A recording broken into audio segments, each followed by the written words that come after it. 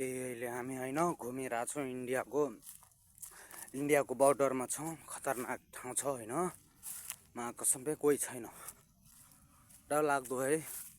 एक्लै छु, हिँडिरहेको छु। यो इन्डियाको बर्डर उता नदी योहरू ढल्या छन्, अझै पो ढल्या छन् के हो छ।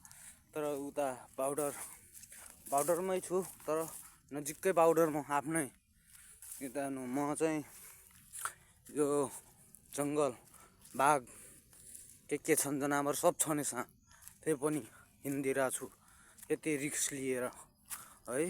हेर्नु न, यो नदी छ, फेरि यो नदी क्रस गरेर नेपाल आइहाल्छ नेपाल, तर म इन्डियामा छु। हेर्नु भयानक छ, ओ माई गड।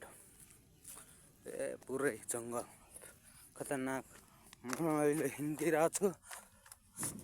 बार्डरमा नजिकै हो, उता नदी क्रस गर्यो कि नेपाल, फेरि त्यही पनि म इन्डियामै छु, इन्डियाबाट गइरहेको छु नेपालमा।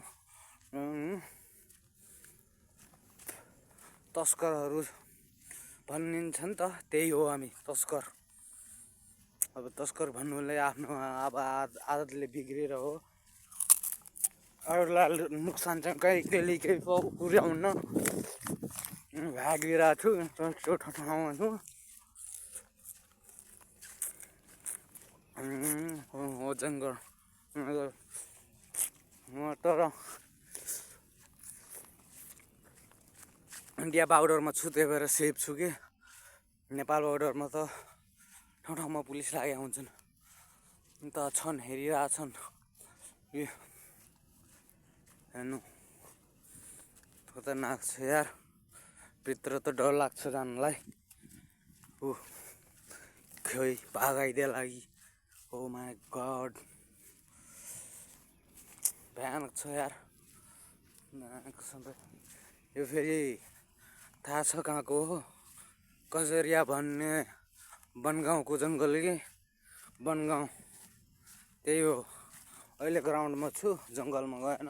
अनि नेपाल नदी क्रस गऱ्यो कि नेपाल आयो, त्यही पनि म नेपालमा गइरहेको छैन, इन्डियामै राम्रै छ र इन्डियामै सेफ छु कि अहिले म, त्यही भएर। ल त है, पछि देखाउँछु अझै अर्को पार्टमा भिडियोहरू, यस्तै हाल्दै गर्छु म। हस्, धन्यवाद।